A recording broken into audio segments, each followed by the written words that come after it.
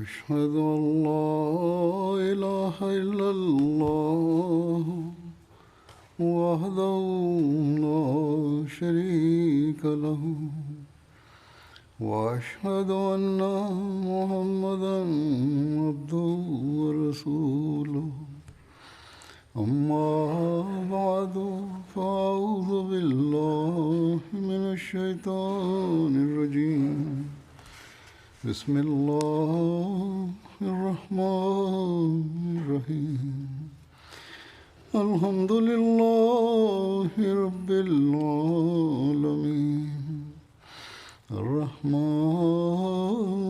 الرحيم مالك يوم الدين إياك نعبد وإياك نستعين اهدنا الصراط المستقيم صراط الذين أنعمت عليهم غير المغضوب عليهم ولا الضالين.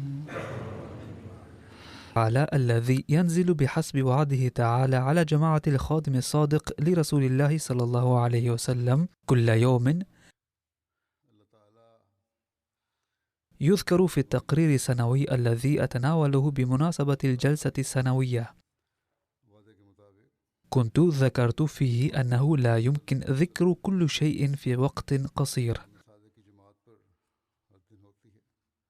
كيف ينزل الله تعالى أفضاله، وكيف يفتح قلوب الناس لقبول الأحمدية، كيف يقوى إيمان الناس، وكيف يهزم الأعداء. يستمر الناس في كتابة أحداث لا حصر لها، وسأروي بعضها اليوم أيضا، لأن هذه الأحداث تقوي الإيمان في قلوب كثير من الأحمديين. كيف يأتي الله تعالى بالأرواح السعيدة إلى الجماعة من خلال وسائل التبليغ المتنوعة، وكيف تتأسس فروع جديدة للجماعة.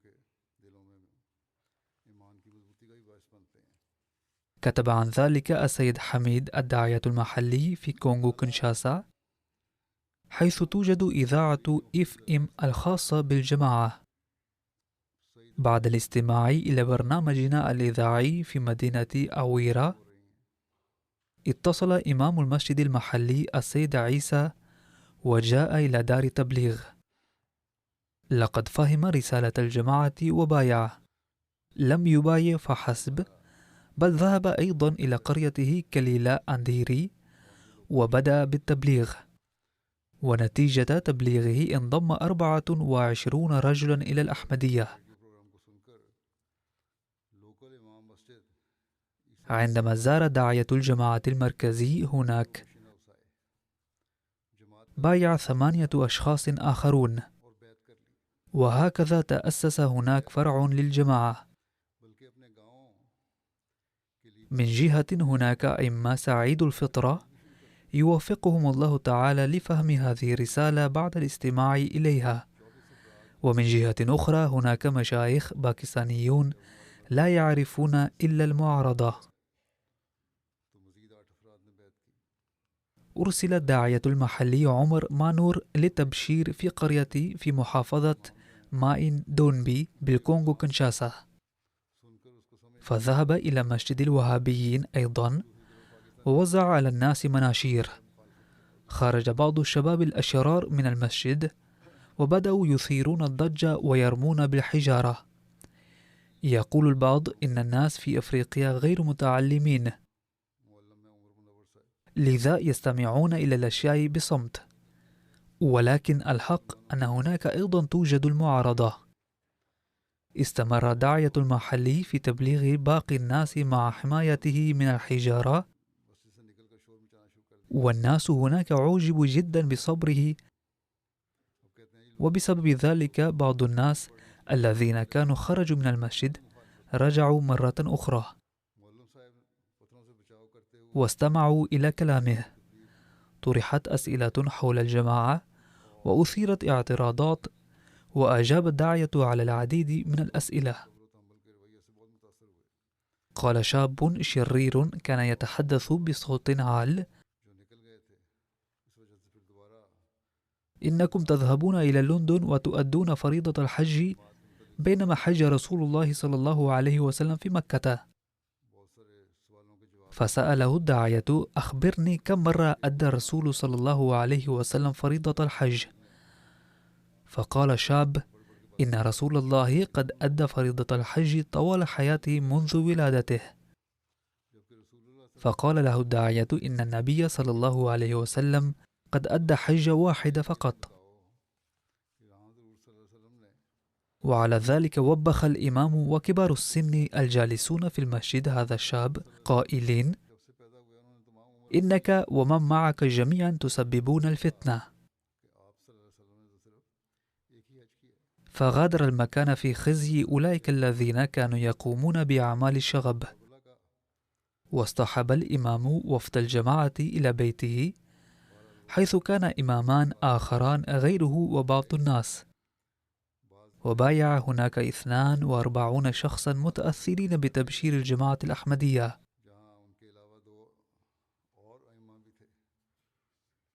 وتأسس هناك أيضا فرع جديد للجماعة.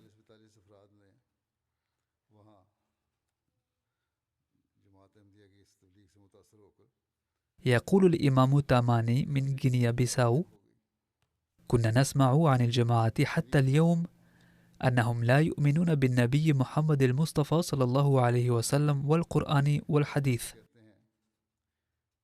لكننا شاهدنا اليوم برنامج الجلسة السنوية، واليوم ببركة هذه الجلسة رأينا واستمعنا إلى خليفتكم، وقد بين وصايا الله تعالى والرسول صلى الله عليه وسلم من القرآن والحديث.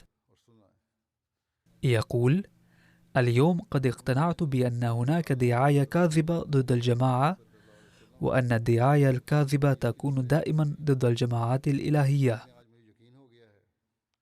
وكان إمام المسجد قال: من اليوم انضموا إلى الجماعة الأحمدية، وسأبشر جميع شعبي بالأحمدية. وبفضل الله تعالى هو يبشر ويتم إنشاء فروع جديدة نتيجة تبليغه. لذلك ينبغي لخصومنا الموجودين في باكستان وغيرها ألا يعارضون فقط من أجل المعارضة، بل يجب أن يستمعوا إلى تعاليمنا ويقرأوها ويفهموها، ثم يقدموا الاعتراضات. هذا ما قاله المسيح الموعود عليه السلام مرارا وتكرارا: بأنكم تعارضونني عبثا، عليكم أن تستمعوا إلي أولا. كتب أمير الجماعة في ليبيريا عن كيفية نصرة الله تعالى رغم معارضة الناس. انضم إلى الجماعة بعض الأفراد لعائلة غيناغالي من مدينة نمبا كاونتيا، كانوا ينتمون إلى المسيحية أو كانوا من اللادينيين. وبعد بيعتهم بدأت تربيتهم وصلواتهم في بيت شخص.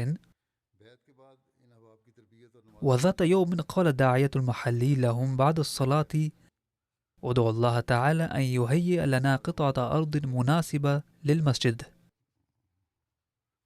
هذه المنطقة معقل للمسيحيين واللادينيين، وهم يحسبون المسلمين سيئين، لذا كان من الصعب جدا الحصول على أرض للمسجد.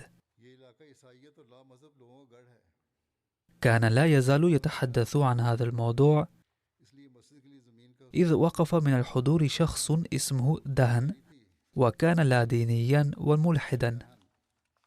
منذ أن بدأ الداعية يأتي قريتنا رأيت حسن أخلاقه، ويلاقي الجميع دون تمييز، ويأكل معهم في إناء واحد. وأنا الذي لا أؤمن بوجود الله ومدمن على الخمر، يأتيني الداعية ويجلس عندي ويسأل عن حالي. لم أرى مثل هذه الأخلاق من قبل. عندي قطعة أرض وكنت أريد أن أبني عليها منزلا، ولكن اليوم أهب هذه الأرض لبناء المسجد. وبعد بضعة أيام بايع رسميا، وترك الخمر نهائيا. حدث فيه هذا الانقلاب وازداد إخلاصا. لقد تطور في الإخلاص لدرجة أن الناس رأوا على الفور أنه أصبح شخصا متغيرا، وبدأ هناك بناء المسجد. فاشتكى الناس عند الرئيس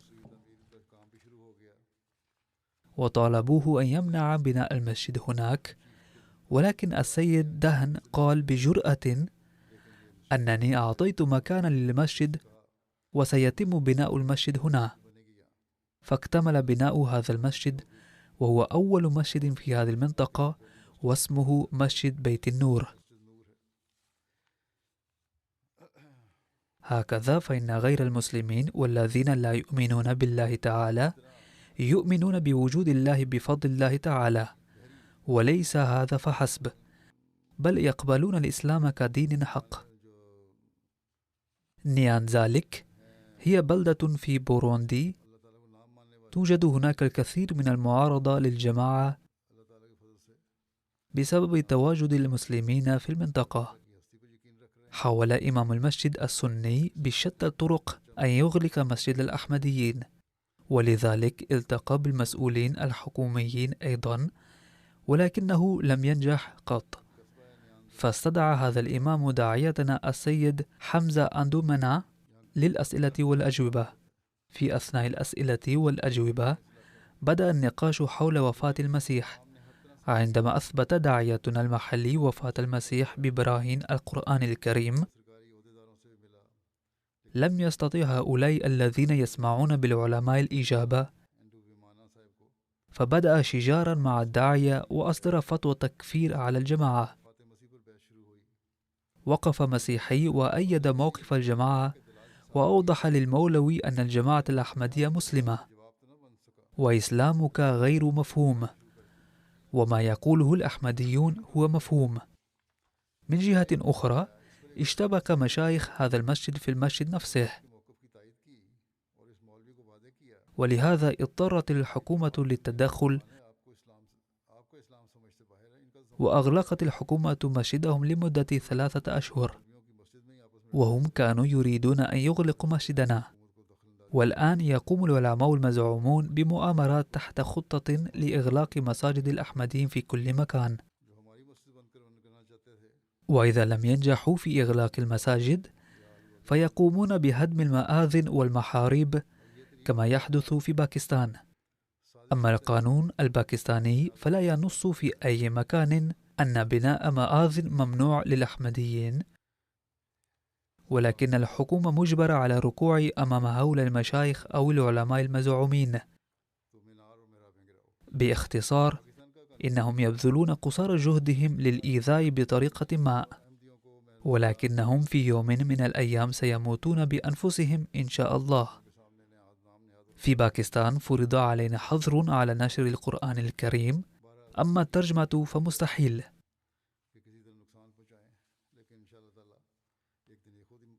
نشر نص القرآن فقط جريمة لا تغتفر، بل واجه بعض الأحمديين معارضة شديدة، ورفعت ضدهم قضايا في المحكمة لمجرد سماعهم تسجيل القرآن الكريم. هذا هو الآن إسلام ما يسمون بالمسلمين. لقد أفسد المشايخ الدين، وبالمقابل كيف يفتح الله تعالى لنا طرق، وكيف ننشر القرآن الكريم في بلدان مختلفة من العالم، وكيف يلقى المصحف الذي تنشره الجماعة قبولا في كل مكان، وخاصة الترجمة التي نقوم بها في أي لغة هي تجذب انتباه الناس. قال داعية محلي من دار السلام بتنزانيا إنه ذهب إلى منطقة لتوزيع المنشورات، هو يبيع كتب الجماعة أيضا. هذا يزيد من الصلات التبشيرية. في أحد الأيام ذهب مسافة 30 كيلومترا من منطقته، لا بل يقول إنني تلقيت يوما اتصالا هاتفيا من شخص غير أحمدي من مسافة 30 كيلومترا أنه يريد شراء ترجمة القرآن الكريم باللغة السواحلية. قال الداعية: يمكنك العثور على ترجمات القرآن الكريم في المنطقة القريبة منك. ولكنه قال: إنني أحب أسلوب ترجمة الجماعة وتفسيرها كثيرا.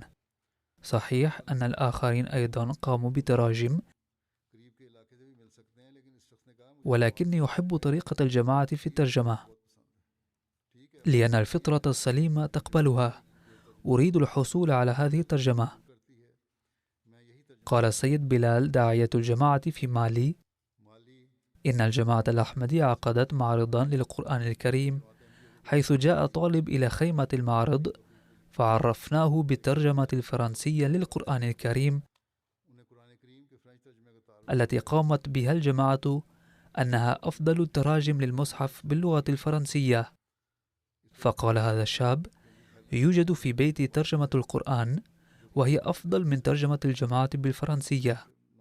باختصار، هو ذهب إلى منزله وأحضر القرآن الكريم، وأمضى أكثر من ساعة ليشرح لنا أن ترجمة غير الأحمديين أفضل من ترجمة الأحمديين، وظل يقارن بين ترجمتين، ولكن كان عادل بالطبع. فأخيرا اضطر إلى القول إن ترجمة الجماعة متفوقة جدا، وهي في الواقع تجعل القرآن سهل الفهم. ثم اشترى نسخة من القرآن الكريم وأخذها معه.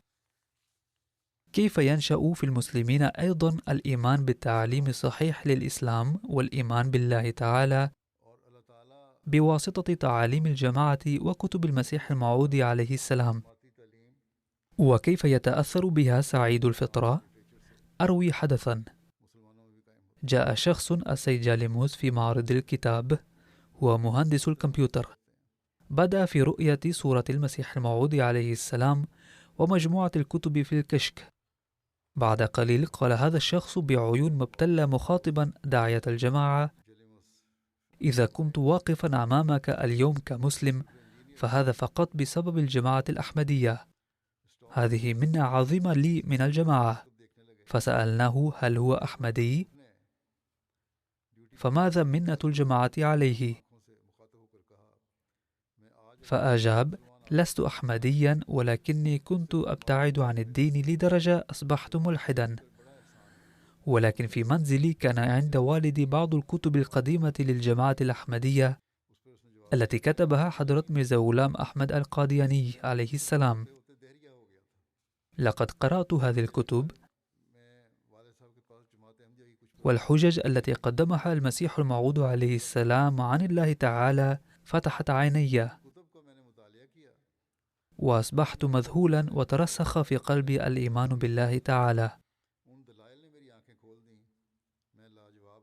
وهكذا يستعيد الملحدون إيمانهم من خلال كتب الجماعة الأحمدية. ثم قال: إنني الآن أواصل دراسة موقع الجماعة الأحمدية. الحجج التي قدمتها الجماعة الأحمدية في تأييد الإسلام تقوي إيماني وتزيد معرفتي. أنا مسلم اليوم بسبب الجماعة الأحمدية. في بعض الدول الغربية كالسويد والدنمارك وغيرها، حيث يتم إهانة القرآن الكريم، عندما تعرض هناك تعاليم الإسلام الجميلة تتغير مواقف هؤلاء المعارضين. فاليوم إنها الجماعة الأحمدية هي التي تسعى لرفع مكانة القرآن الكريم ونقل تعاليمه الصحيحة. قالت امرأة ألمانية: كان هناك معرض لكتب الجماعة وللقرآن الكريم، كما عرضت مواضيع مختلفة عن الإسلام في هذا المعرض، وقدمت مراجع من القرآن والحديث حول هذه الموضوعات، ما يدل على أن الإسلام ليس دينا متطرفا.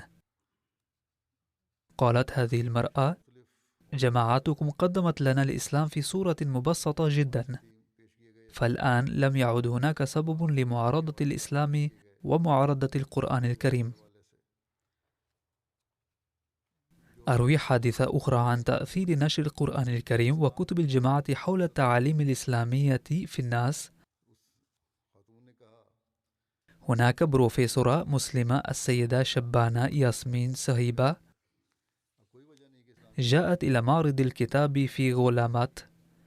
يقول كاتب التقرير أنها عندما رأت كشك الكتب للجماعة فرحت للغاية، وجاءت مباشرة إليه وأخذت ترجمة الأسامي للقرآن الكريم. هذا المعرض كان في مدينة آسام، وقالت لزميلتها: إن حلمي قد تحقق اليوم. كنت أبحث عن ترجمة القرآن الكريم باللغة الأسامية منذ فترة طويلة.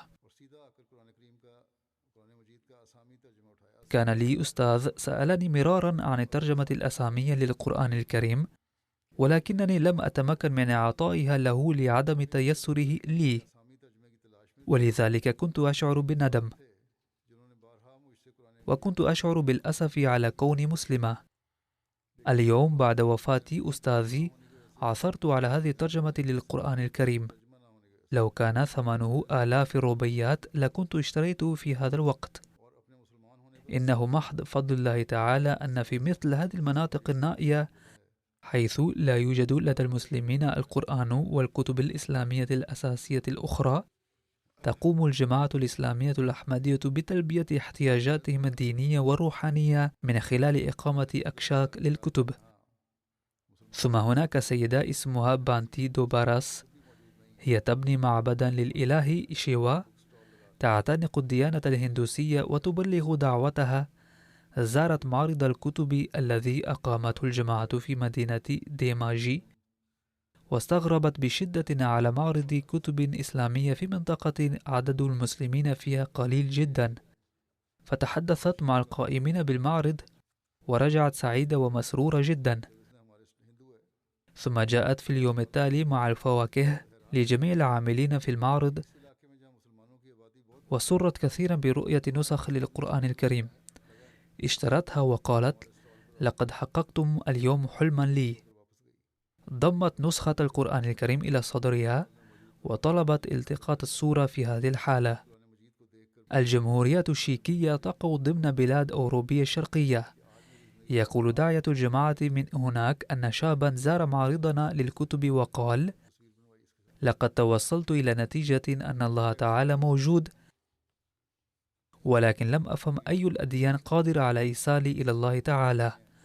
لقد فحصت أديانا كثيرة إلى فترة طويلة فحصا دقيقا، وتوصلت الآن إلى نتيجة أن الجماعة الأحمدية وحدها تقدم حلا للمشاكل كلها، وهذا ما يطمئن قلبي وأشعر بروحانية. فليقول المشايخ المزعومون: من ذا الذي يوصل تعليم القرآن الكريم إلى الناس؟ هناك أحداث كثيرة تزيد المرء إيمانا، إذ توحي كيف يفتح الله تعالى سبلا لتبليغ الدعوة. إن الحظر الكامل مفروض علينا في باكستان، ولكن الله تعالى يهيئ لنا سهولة في أماكن أخرى على الرغم من عوائق مختلفة. يقول داعية الجماعة في غينيا بيساو: في شهر ديسمبر الماضي زرت جزيرة كيبودر، وشعرت في أثنائها بشدة أنه يجب أن تكون لدينا برامج إذاعية، وبواسطتها يمكننا أن نبلغ دعوة الجماعة بسرعة، ولكن لم يتم تسجيل الجماعة فيها رسميا على الرغم من بذل مساعي حثيثة، لذا لم نتمكن من الحصول الإذن على بث إذاعي. بعد الزيارة المذكورة طبعنا في غينيا بيساو نشرات كثيرة ووزعناها، ثم أرسلنا أحد الإخوة بهذه النشرات إلى جريدة كيبود ووزعت فيها بكثرة.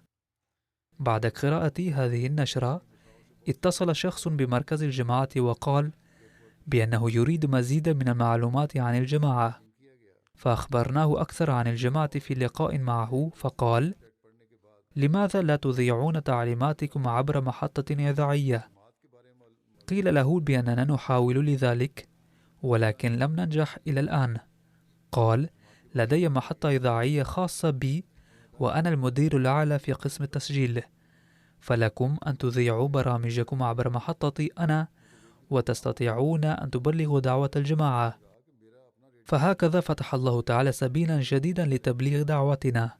يقول داعية الجماعة في مالي: حضر الجلسة السنوية من قريتي في منطقة كوليكو شخص اسمه أحمد توري وقال: يوجد في مالي مذهب لا يعير اهتماما لائقا بالصلاة وأركان الإسلام. إن أتباع هذا الدين لا يهتمون بالصلاة ولا بأركان الإسلام، ومع ذلك يعدون مسلمين، والأحمديون غير مسلمين. وأضاف وقال بأنه عضو في هذه الفرقة، ولكن قلبه لم يكن مطمئنا إذ كان الرجل سليم الفطرة دون شك. قال: لا شك إننا نقول إنه لا حاجة لأركان الإسلام ولا حاجة للإيمان ولا إلى أداء الصلاة، ولكن قلبي ليس مطمئنا بذلك. وذات يوم شغلت المذياع، وإذ بها إذاعة الجماعة الأحمدية ويعلم فيها أسلوب أداء الصلاة، فسمعتها بإصغاء، ثم بدأت أستمع إليها بالتزام حتى أيقنت أنكم أنتم المسلمون صادقون. ولكن قال لي: أهل القرية والمشايخ كلهم قد أخرجوكم من الإسلام. عندما رأيت الناس هنا يصلون الصلاة وصلاة التهجد اطمأن قلبي. لا أعرف عن الدين كثيرا، ولكن بقدر ما أعلم عن الإسلام فقد رأيته يمارس هنا. والآن أنضم إلى الجماعة الأحمدية. من المعلوم أن القرآن الكريم هو كتابنا التشريعي، وإن قراءته وسماعه وحيازته ممنوع على الأحمديين في باكستان كما قلت من قبل، ويعد جريمة. القرآن الكريم هو الكتاب الوحيد الذي ينشر الإسلام في العالم ويصلحه. يقول داعية الجماعات في مايكرونيشيا السيد شرحبيل المحترم: قبل فترة وجيزة اتصل السيد سايمون غيدن وحصل على نسخة من القرآن الكريم، ومضت على ذلك فترة ثم جاءت منه رسالة فجأة قال فيها إنه يريد اللقاء. فحين جاء إلى المسجد قال: لقد قرأت الكتاب المقدس بالتفصيل على مدى حياتي، ولكن لم أستوعب تعليماته على الرغم من بذل جهدي. ولكن عندما بدأت في قراءة القرآن الكريم شعرت كأن كل كلمة تدخل إلى قلبي مباشرة. يقول: لقد استغربت وقلت في نفسي: كيف يمكن أنني كنت مخطئا على مدى حياتي كلها، وكنت محروما من تعليم القرآن الكريم. ثم ذهبت إلى والدتي وأخبرتها بأني عازم على قبول الإسلام. كان كثير من أقاربه موجودين هناك، فقالوا: إنك ترتكب سيئة كبيرة، ونهروه بشدة. فقال لهم: افعلوا ما شئتم، أما أنا فقد أسلمت من أعماق القلب. يقول داعية الجماعة: عندما ذكر لي السيد سايمون ذلك اغرورقت عيناه دموعا، فلم ينضم إلى الجماعة فقط، بل يبلغ دعوة الإسلام أيضا بشجاعة كبيرة. ثم هناك أحداث توحي كيف يدخل أصحاب الفطرة السليمة الإسلام في بلاد مختلفة. فيقول بهذا الشأن أمير الجماعة في إسبانيا: لقد أسلم أخ إسباني السيد فرانسيسكو بيسوس في يناير عام 2023 بعد بحث وتحقيق إلى مدة طويلة. كان يصدق الإسلام، ولكن كان مضطربا نظرا إلى تشتت المسلمين وفرقتهم، وكان يدرك أن المسلمين لم يتحدوا بعد عهد سيدنا علي رضي الله عنه. كان قد درس تاريخ الإسلام قليلا، وكان يعرف أنه من المستحيل أن يتحد المسلمون إلا تحت مظلة نظام الخلافة. ولكن أين يبحث عن الخلافة؟ في آذار مارس 2023 تم تواصله مع أحمدي اسمه السيد طارق، فأوصاه أن يبحث في أمر الأحمدية. فظل يبحث ويتحقق في أمر الأحمدية إلى 3 أشهر، ثم بايع بقلب منشرح، والآن يحضر صلاة الجماعة وغيرها بالالتزام. هناك أخ من تاجيكستان اسمه السيد خروموف ترغن، يسكن حاليا في قرغيزستان. يقول: أعمل في مدينة كاشغر وفيها بعض الأحمديين أيضا، وهنا ذكر أسماء بعضهم، وظللت في نقاش معهم عن الجماعة إلى 3 أعوام. وفي النهاية أيقنت بأن الجماعة الأحمدية هي الإسلام الحقيقي، وأن الإمام المهدي عليه السلام هو المسيح الموعود، وأن المسيح الناصري عليه السلام قد مات. فبايعت وانضممت إلى الجماعة. ثم كتب إلي طالبا الدعاء ليوفقه الله تعالى للخدمة ويجعله تقيا ويوفقه للعمل بشروط البيعة. يقول السيد عطاء الواحد داعية الجماعة في روسيا: لقد وجه الله تعالى شابا اسمه مارسيل إلى الأحمدية، أي الإسلام الحقيقي، وتم التواصل معه قبل عام ونصف. يسكن الشاب في قرية صغيرة، وكان أبوه قد ابتعد عن الدين، ولكن زوجة السيد مارسيل كانت مسيحية، وأخو السيد مارسيل أيضا مسيحي، ولكن صرف نظر مارسيل إلى الإسلام بسبب فئة أبيه القومية، لأنه كان مسلما من قبل. فبناء على ذلك انضم السيد مارسيل إلى الإسلام وانتمى إلى مسلك أهل السنة. يقول: بعد قبول الإسلام كانت عدة أسئلة تخالج ذهني، ولم يكن المشايخ المحليين قادرين على الرد عليها ردودا مقنعة، فظل اضطرابي يزداد يوما إثر يوم. وفي هذه الأثناء قدر الله تعالى أن يتم تواصلي مع أفراد الجماعة في روسيا بواسطة الإنترنت، حيث يجد ردودا مقنعة على أسئلته. يقول: لقد حاولت لفهم الإسلام في عدة أماكن، ولكن لم أجد الإسلام الحقيقي إلا في الجماعة الأحمدية. فبايع السيد مارسيل وانضم إلى الأحمدية. يقول داعية المسؤول في فلبين: في إحدى الجزر هنا بايع 139 شخصا، وكان منهم مدير مدرسة وإمامان لمسجدين محليين، وبالإضافة إليهما بايع 4 آخرون من أئمة المساجد.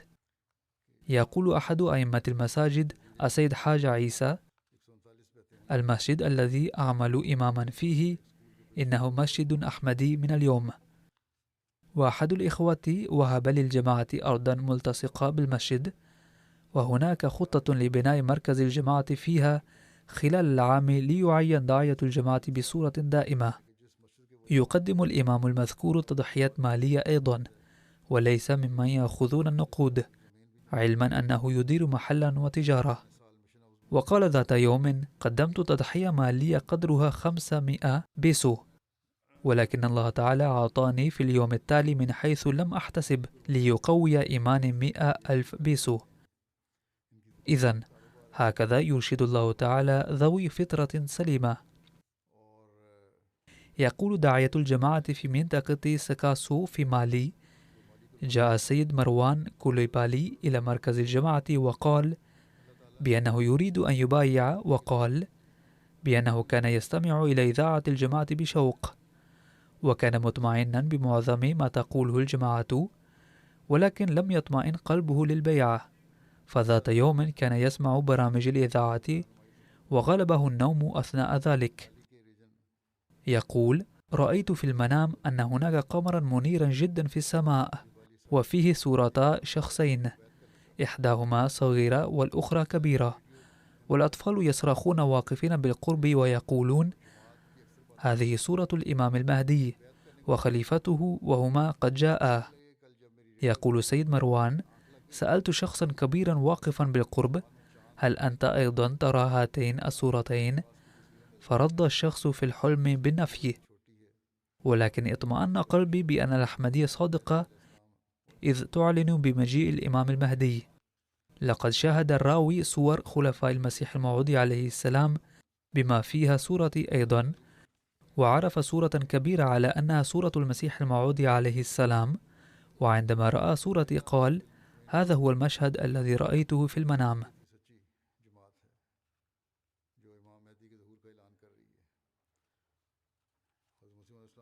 يقول أمير الجماعة في إسبانيا: بايع السيد كارلوس هذا العام، كان مسلما من قبل وسمي عبد السلام، فرأى المسيح الموعود عليه السلام في المنام الذي قال له: تعال إلى الأمان.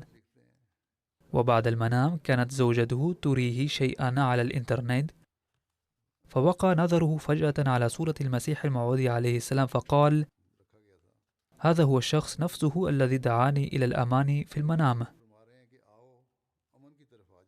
فبدأ يبحث في صدق الجماعة الأحمدية ورأى الحلم مرة أخرى،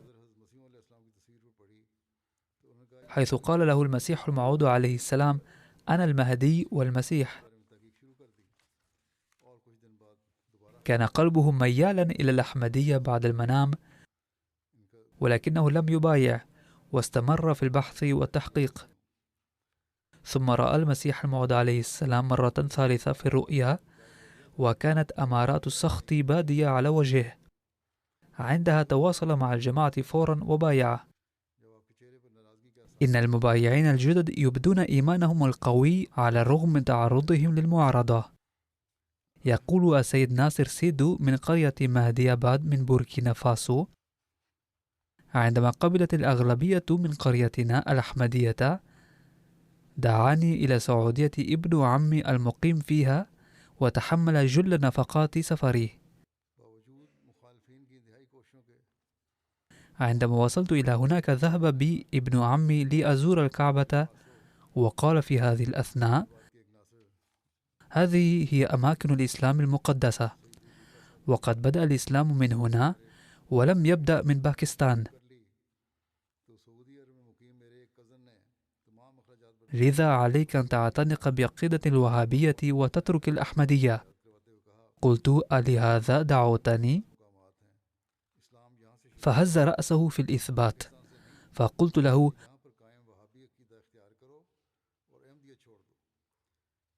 أدعو الله تعالى واقفا في ظل هذا المكان المقدس أن لا يحدث في حياتي ما يجعلني أرتد عن الأحمدية. يقول: دعوت في الكعبة أن يميتني الله تعالى في حالة الإيمان، وأن لا يحدث أبدا ما يجعلني أنحرف عن الدين.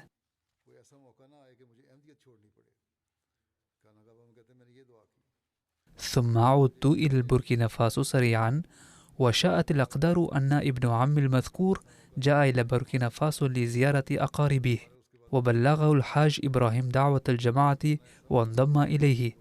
فالشخص الذي كان يريد أن يصيدني صار نفسه صيدا للأحمدية. ثم هناك أحداث توحي بثبات الأحمدية وصمودهم في وجه المعارضة. يقول أمير الجماعة في بوركينا: يروي داعية الجماعة في منطقة دوري وهو السيد عمر ديكو.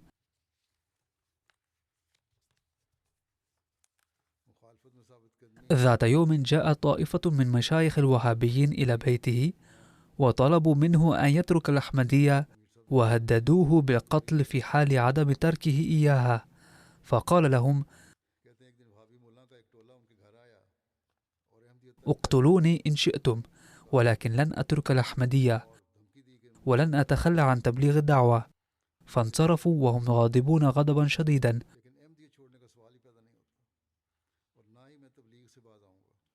وفي اليوم التالي جاء بعض الأشخاص المسلحون إلى بيته، فأشار عليه الإخوة الأحمديون أن يهاجر إلى دوري. فانصرف داعيتنا المذكور إلى الدعاء طوال الليل، واسترشد الله تعالى، ورأى في المنام أن شخصا اسمه إسماعيل يقول: أين ذهابك يا عمر؟ قال: إلى دوري. قال: أصبت. فبعد هذه الرؤيا هاجر السيد عمر في صباح اليوم التالي، ووصله صاحب عربة إلى غاية المتوخاء. يقول السيد عمر: بعد وصولي إلى دوري اتصلت بي زوجتي وقالت أن الإرهابيين المسلحين جاءوا إلى البيت بحثا عنك. لقد أنقذ حياته بهذه الطريقة. من إحدى القرى في ولاية أوسن النيجيرية، وفق السيد بدر أدريمي لقبول الأحمدية، وكان قبل الانضمام إلى الأحمدية عضوا نشيطا في الفئة المعارضة للأحمدية. يقول: إن داعية الأحمدي في قريتنا عرفني بالأحمدية، فنشأت لدي رغبة في التعرف إلى الأحمدية أكثر، وبعد بحث قصير قبلت الأحمدية. وبعد البيع واجهت معارضة شرسة من أهل القرية، فقالوا لي: إن لم تترك الأحمدية خلال 3 أشهر فسوف ندمر بيتك. فأصابني قلق شديد.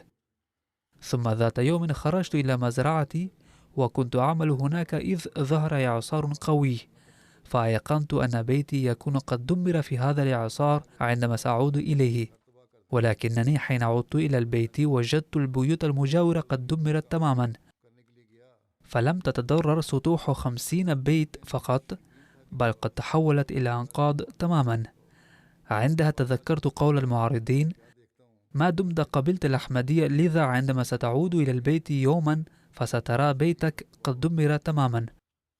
فدعوت الله تعالى: يا إلهي، إذا كانت هذه الجماعة جماعتك، وأن المسيح الموعود عليه السلام هو نفس الإمام المهدي الذي بشر به رسول الله صلى الله عليه وسلم، فلا تترك بيتي ينهدم ويبيد. باختصار، حين توقف المطر ودخلت البيت وجدت كل غرفة محفوظة ولم يتضرر البيت مطلقا، بينما البيوت المجاورة كانت قد دمرت. يقول: بعد رؤية هذا الحدث تقوى إيماني بصدق الأحمدية أكثر، وأيقنت أن هذه الجماعة في الحقيقة جماعة ربانية. باختصار، إننا نرى في شتى بلاد العالم تأييدات الله تعالى للمسيح الموعود عليه السلام الذي علمنا الإسلام الصحيح، وهذا أكبر دليل على صدق الجماعة الأحمدية. فهذه الأمور وهذه الأحداث تقوي إيمان الناس بفضل الله تعالى،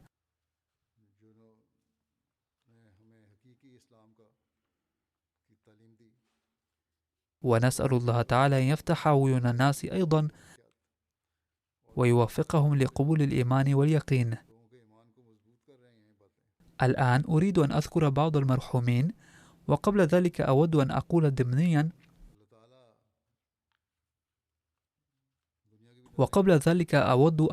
ضمنيا إن وباء الكورونا يتفشى من جديد في هذه الأيام، فاحذروه واتخذوا أسباب الوقاية منه.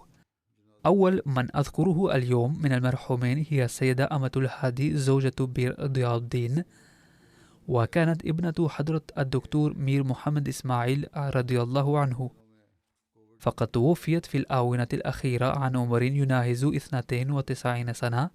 إنا لله وإنا إليه راجعون. أحد ابنيها السيد شبير أحمد نائب أمير الجماعة في إسلام آباد باكستان، وثاني ابنيها العماد دبير أحمد يعمل مشرفا على أعمال مستشفى فضل عمر بربوة، بعد أن وقف حياته بعد التقاعد.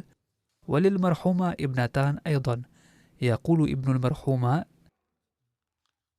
لقد رأينا نحن الإخوة والدتنا منذ طفولتي تداوم على الصلاة وتلاوة القرآن الكريم، وكانت تشاهد برامج القناة الأحمدية بانتظام، وكانت تساهم في جميع مشاريع الجماعة، وكانت متبرعة في الدفتر الأول لصندوق التحريك الجديد. كان زوج المرحومة عماد ضياء الدين في أثناء الحرب بين باكستان والهند في عام 1971 في باكستان الشرقية التي استقلت لاحقا وصارت بنغلاديش، وبقي هناك مدة طويلة.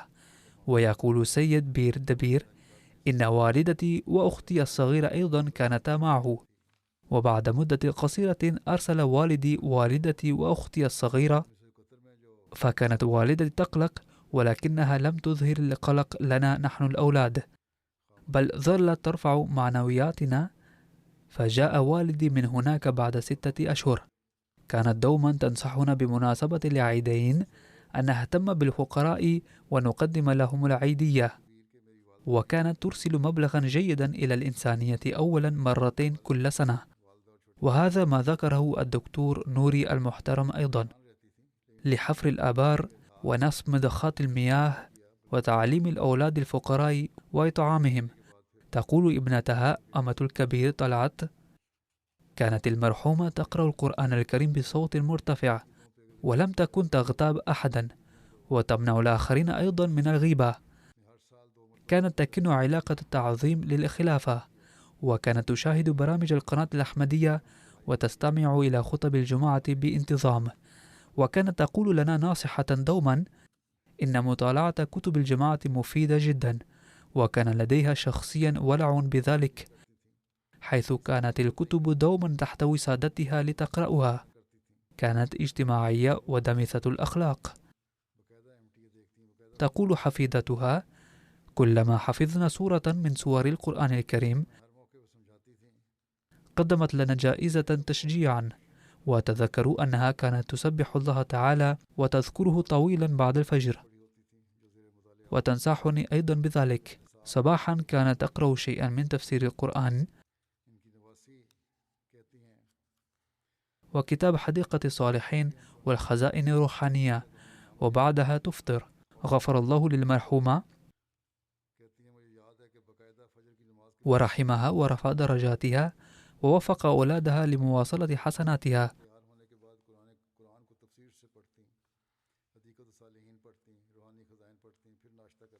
المرحوم التالي الذي أذكره الآن هو السيد ثاقب كامران، الذي كان واقف الحياة ويعمل كنائب وكيل للسمع والبصر، وتوفي عن عمر يناهز 42 سنة.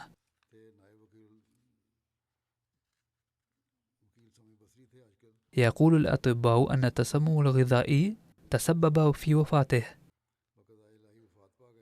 وحصلت مأساة أخرى في بيته، حيث توفي قبله بساعة إلا ربع أحد ابنيها عارف كامران أيضا بسبب نفسه، إذ كان قد أكل هو الآخر نفس الطعام. إنا لله وإنا إليه راجعون. كان جد والد ثاقب كامران حضرة چودري مولوي بخش رضي الله عنه من تلوندي جملان في غورداسبور قد بايع سيدنا المسيح الموعود عليه السلام. كامران المرحوم وقف حياته وسجل في الجامعة الأحمدية، وبعد التخرج فيها عين في شتى الأماكن.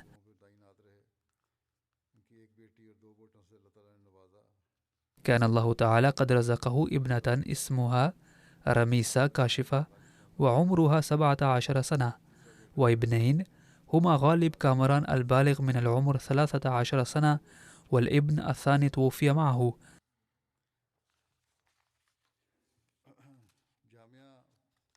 فكان أفراد الأسرة كلهم تضرروا بالطعام، ولكن الله عز وجل حمل آخرين. بعد تخرجي في الجامعة الأحمدية عين داعية في نظارة الإصلاح والإرشاد،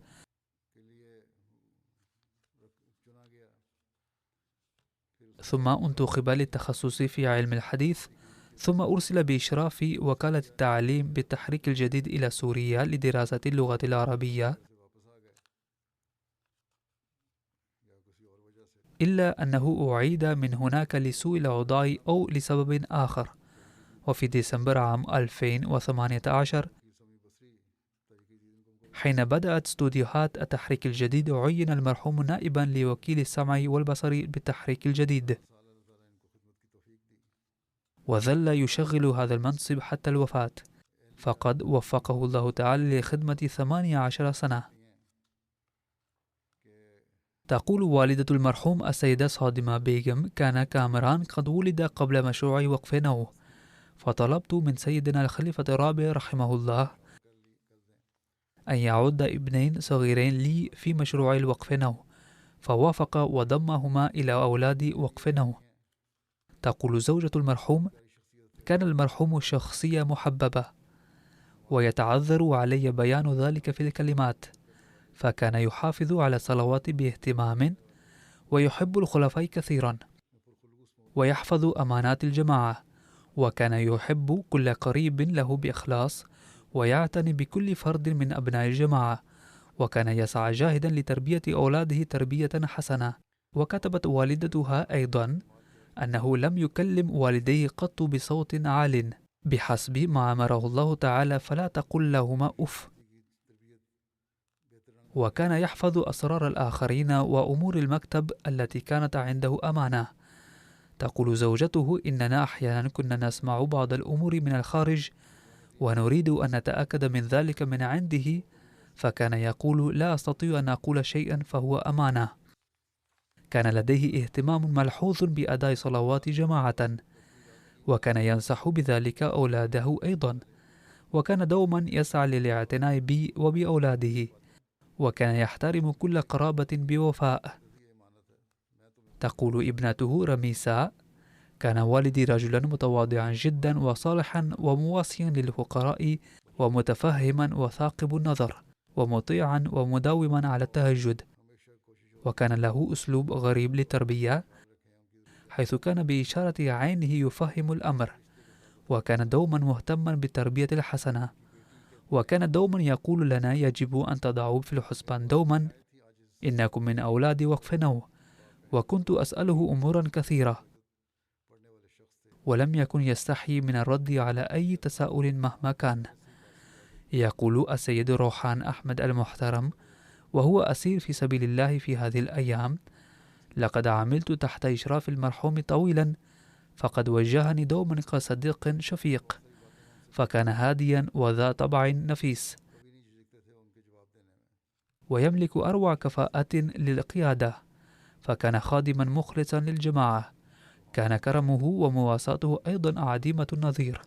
ودعوا لهؤلاء الأسرى في سبيل الله تعالى أيضا أن يفك سراحهم عاجلا. رحم الله المرحوم وغفر له ورفع درجاته، وألهم ذويه وأولاده وزوجته ووالدته الصبر والسلوان، ووفق أولاده يقلدونه في الحسنات. المرحوم الثالث الذي أذكره اليوم هو بروفيسور الدكتور محمد إسحاق داود من كوتونو في بنين، فقد توفي في الآونة الأخيرة عن عمر يناهز 60 سنة، وكان ينتمي إلى عائلة داودا في بنين، وأفراد هذه العائلة هم أول من قبلوا الأحمدية في بنين. وكان أول أحمدي في بنين السيد ذكر الله داودا عم المرحوم، وكان والد المرحوم نائب الأمير الوطني للجماعة في بنين طول حياته. كان المرحوم قد بايع يوم كان طالبا في عام 1980 بدعوة عمه السيد ذكر الله،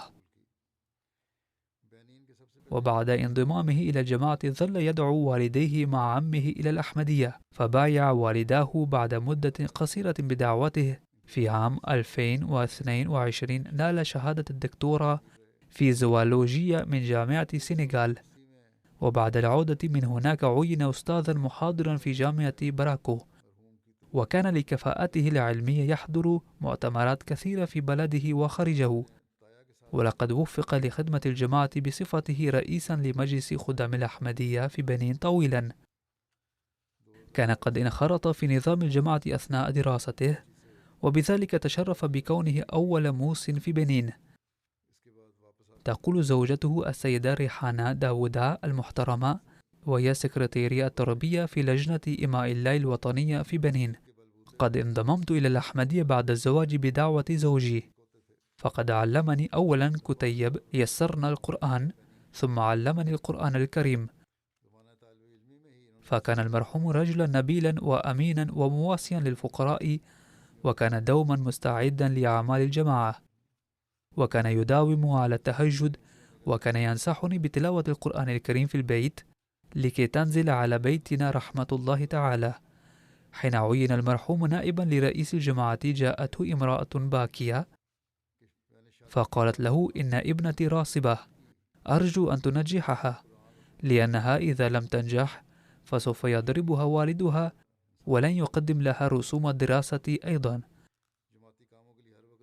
ثم قدمت مبلغا كبيرا، فقال لها: إذا كان النجاح يشترى مقابل المبالغ فلن ينجح الفقراء أبدا، فأنا أحمدي لا أتورط في مثل هذه الأعمال، فهذا المبلغ الذي جئت به لتقدميه لي رشوة فاحتفظي به وادفعي به رسوم الجامعة، وإذا كان ناقصا فسوف أدفع لك. أما أن أقبل هذه الرشوة وأنجح ابنتك فلن يتأتى مني أبدا. لكنها مع ذلك تركت كيسا من المبلغ، وحين أخبرته زوجته أنها تركت هذا الكيس حمله إلى المحاسب، ثم سألها: من دلك على عنوان بيتي إذ لا تعرفينني؟ فقالت: المحاسب. على كل حال وصل المرحوم إلى المحاسب وسلم له الكيس ليعيده إليها، ثم طلب اجتماع المحاضرين التنفيذيين وقدم فيه القضية، فقالوا له كانت قد أحضرت 300 ألف فرنك، وهذا المبلغ 150 ألف فرنك. باختصار، كان المحاسب قد اختلس من المبلغ، فكان معارضوه يريدون أن تلصق به تهمة أخذ الرشوة ويسرح من منصب نائب رئيس الجامعة، ولكنهم لم ينجحوا في ذلك. وقد صرح المسؤولون في الجامعة وزملاؤه علنا إنه كان رجلا مؤمنا، كان دوما يعتني بأرامل الفقير من حارته ويسد حاجاتهن، وكان يلاطف الأولاد. جاء لتقديم التعازي عدد من الأساتذة من قسم الزراعة في جامعة باركو، فقال رئيس القسم البروفيسور الدكتور إبراهيم إن المرحوم كان إنسانا متواضعا وأمينا جدا، وكان مشهورا في الجامعة باسم بابا بونر، وهي كلمة فرنسية وتعني من يبارك كل واحد، فكان يقدم لكل محتاج ما تيسر في جيبه، ولم يكن يرد أي سائل خالي اليدين، وكان توكله على الله تعالى كبيرا. كان المرحوم إسحاق داوود يكن حبا عظيما لرسول الله صلى الله عليه وسلم والمسيح الموعود عليه السلام وخلفائه، فكان من حبه للنبي صلى الله عليه وسلم أنه كان يدعو الله تعالى ألا يطيل عمره أكثر من عمر النبي صلى الله عليه وسلم، أي 63 سنة. لقد قال لداعية أنه حين سافر إلى فرنسا لإجراء العملية الجراحية في القلب، وقبل العملية حين أراد الدكتور أن يخلع خاتم أليس الله بكاف عبده الذي كان يلبسه، رفض وقال إنه سيبقى معي حتى الموت لأنه يذكرني بأفضال الله تعالى علي. يقول السيد ميان قمر، وهو داعية المسؤول هناك والقائم بأعمال الأمير في هذه الأيام: يوم كنت داعية لإقليم براكو، كان المرحوم عند تلقي الراتب يأتي إلى المسجد بظرف فيه تبرع الوصية وغيرها من التبرعات ويقدمها ويطلب الوصل، فكان دوما يبتسم ويقول في كل قلق ومصيبة إنني أدعو الله تعالى، وكتبت إلى الخليفة أيضا للدعاء، فسوف ييسر الله تعالى الأمور. ترك خلفه زوجة وابنتين وابنين، ابنتها الكبرى العزيزة مقسطة داوود تعمل دكتورة في الزراعة، وكلا ابنيه رقيب داوود ومسرور داوود يدرسان علوم الكمبيوتر. نسأل الله تعالى أن يوفق أولاده للاقتفاء بأثر والدهم، ويتغمد المرحوم بواسع رحمته ويرفع درجاته. بعد الصلاة سأصلي جنازة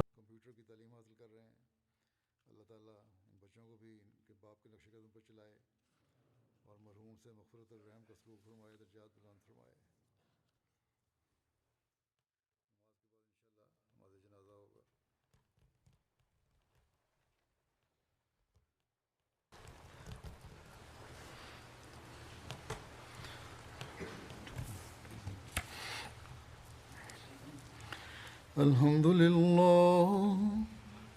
لله نحمده ونستعينه ونستغفره ونؤمن به ونتوكل عليه ونعوذ بالله من شرور أنفسنا ومن سيئات أعمالنا، من يهده الله فلا مضل له ومن يضلل فلا هادي له، ونشهد أن لا إله إلا الله ونشهد أن محمدا عبده ورسوله. عباد الله رحمكم الله، إن الله يأمر بالعدل والإحسان وإيتاء ذي القربى وينهى عن الفحشاء والمنكر والبغي، يعظكم لعلكم تذكرون. اذكروا الله يذكركم وادعوه يستجب لكم ولذكر الله أكبر.